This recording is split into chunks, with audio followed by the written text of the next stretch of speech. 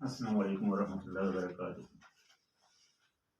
جی سامعین، آج ہم آپ کے سامنے 10 ایسی چیزیں پیش کرنے والے ہیں، 10 ایسے افعال پیش کرنے والے ہیں جن کو آپ سر انجام دیں گے تو امید ہے انشاءاللہ آپ کے گھر میں خوشحالی آئے گی اور آج انشاءاللہ آپ بہت سی جو ہے پریشانیوں سے وہ نجات حاصل کر لیں گے۔ ان چیزوں میں جو سب سے پہلی چیز ہے وہ ہے آپ کا جو کلمہ ہے، زبان سے نکلا ہوا جو لفظ ہے وہ درست انداز میں آپ کے منہ سے ادا ہونا چاہیے۔ جب آپ کا کلمہ درست ہوگا تو انشاءاللہ اگلا بندہ اس کو سنے گا تو وہ آپ کے بارے میں اچھی سوچ لے کر جائے گا اور آپ سے اچھا برتاؤ کرے گا اور آئندہ بھی آپ سے ملنے کی جستجو کرے گا۔ اور جب آپ گھر کے اندر اچھا بولیں گے تو آپ کے اہل و عیال، آپ کی بیوی بچے آپ سے خوش ہوں گے، کیونکہ کلمہ دراصل جو علامہ جامی رحمۃ اللہ علیہ نے شرح جامی میں ذکر کیا، کلمہ کا معنی انہوں نے الجس سے تعبیر کیا، اور جس کی تفسیر میں وہ لکھتے ہیں کہ حضرت علی رضی اللہ عنہ کا مشہور قول بھی ہے کہ زبان سے جو نکلا ہوا لفظ ہے وہ کبھی ختم نہیں ہو سکتا، مد میں نہیں ہو سکتا، وہ زخم دوبارہ تازہ ہو کر آتا رہتا ہے، جبکہ جو تلوار سے نکلا ہوا زخم ہے وہ بہت جلدی ٹھیک ہو جاتا ہے۔ یعنی دونوں کا تقابل اگر ہم کریں تو اگرچہ زبان کی جو زخم ہے وہ تلوار کی بنسبت نظر نہیں آتا، لیکن اس کا اثر بہت گہرا ہوتا ہے۔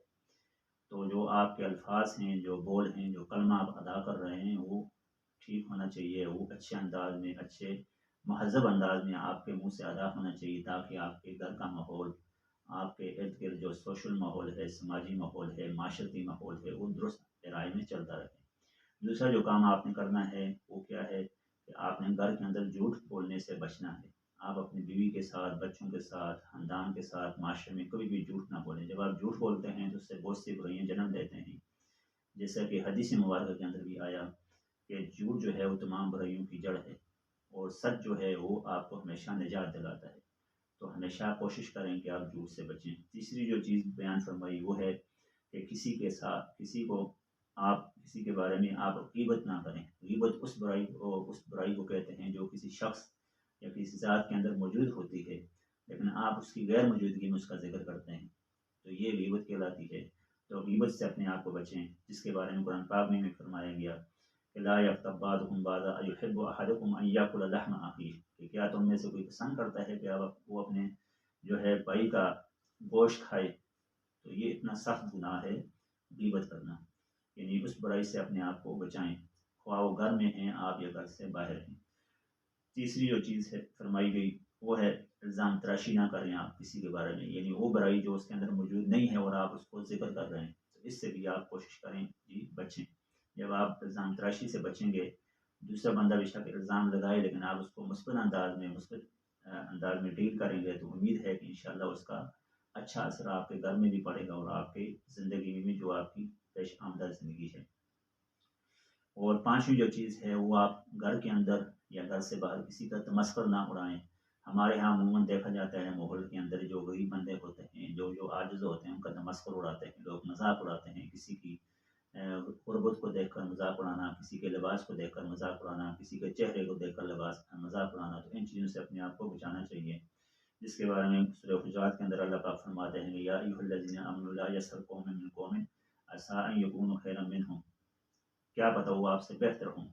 تو آپ کبھی بھی کسی کا مذاق یا تمسخر نہ اڑائیں، کسی کی کمزوری کو، عیب کو آپ لوگوں میں نہ پھیلائیں، اس سے بچیں۔ گھر کا ماحول ہو یا گھر کے اندر بھی کوئی ایسی بات کی جائے تو آپ اس سے اپنے آپ کو بھی بچائیں، بچوں کو بھی بچائیں۔ چھٹی جو چیز بیان کی گئی، جو ٹرکس ہے جو آپ گھر کے اندر اپلائی کر سکتے ہیں، وہ کیا ہے کہ آپ کسی کو دھوکہ نہ دیں۔ دھوکہ آپ گھر کے اندر مختلف انداز میں دے سکتے ہیں، آپ اپنی بیوی کو، آپ اپنے والدین کو بھی دھوکے کے مرتکب ہو سکتے ہیں۔ بہت سی ایسی چیزیں ہوتی ہیں جو آپ حقیقت میں نہیں کرتے لیکن آپ اپنی بیوی کو، بچوں کو، والدین کو، اپنے رشتہ داروں کو آپ کہہ رہے ہوتے ہیں کہ میں ایسا ہوں، تو یہ در حقیقت دھوکہ ہی ہے، اور معاشرے میں بھی آپ دھوکے سے بچیں۔ یخادعون اللہ والذین آمنوا وما یخدعون الا انفسهم، یہ سورہ بقرہ کے اندر اللہ پاک فرماتے ہیں کہ در حقیقت دھوکہ دینے والے خود کو دھوکہ دے رہے ہوتے ہیں، نہ کہ وہ کسی اور کو۔ ظاہر میں تو یہ کہہ رہے ہوتے ہیں کہ ہم کسی اور کو دھوکہ دے رہے ہیں، لیکن در حقیقت کسی اور کو دھوکہ نہیں دے رہے بلکہ اپنے آپ کو دھوکہ دے رہے ہیں۔ دھوکے سے بچنا چاہیے۔ ساتویں جو چیز ہے وہ کیا ہے جی، قسم ہے، کہ جھوٹی قسم سے آپ اپنے آپ کو بچائیں۔ ہر بات میں قسم کھانا اور اسپیشلی جھوٹی قسم کھانا جس کو یمین غموس کہا جاتا ہے، تو اس سے اپنے آپ کو بچانا چاہیے۔ فقہ کی کتابوں میں کتاب الایمان کے اندر یمین جو قسم ہے اس کی تفصیلی بحث ذکر کی گئی ہے، انشاءاللہ اس کے بارے میں کبھی ویڈیو انشاءاللہ بنایا جائے گا۔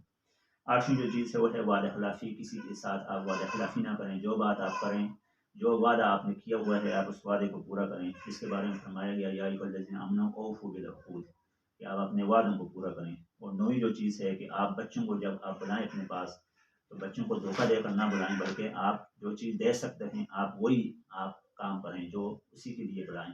ایسا نہ ہو کہ آپ بچوں کو کہیں جی ادھر آئیں میں آپ کو کوئی چیز دے رہا ہوں لیکن در حقیقت آپ دے نہ سکتے ہوں، تو یہ ایک دھوکہ ہے. تو دھوکے سے اپنے آپ کو بچانا چاہیے. 9ویں جو چیز ہے وہ ہے کسی کو برے القاب سے پکارنا، برے نام سے پکارنا. قرآن پاک کے اندر سورہ حجرات کے اندر آیا ولا تنابزوا بالالقاب بئس الاسم الفسوق بعد الایمان، تو یہ بہت بڑا گناہ ہے. اور 10ویں جو چیز ہے وہ ہے گالی دینا. کسی کو آپ گالی نہ دیں. جب آپ کسی کو گالی دیں گے وہ جواب میں آپ کو گالی دے گا. جب آپ کسی کے بت کو گالی دیں گے تو جواب میں آپ کے حقیقی خدا کو گالی دے گا. تو گالیوں سے اپنے آپ کو بچائیں. جب آپ گھر کے اندر یہ 10 کام کریں گے تو امید ہے کہ آپ گھر کا ماحول انشاءاللہ، آپ کا سوسائٹی کا ماحول انشاءاللہ بہتر رہے گا. مزید اچھی ویڈیو دیکھنے کے لیے آپ محبوب آفیشیل یا @محبوب 3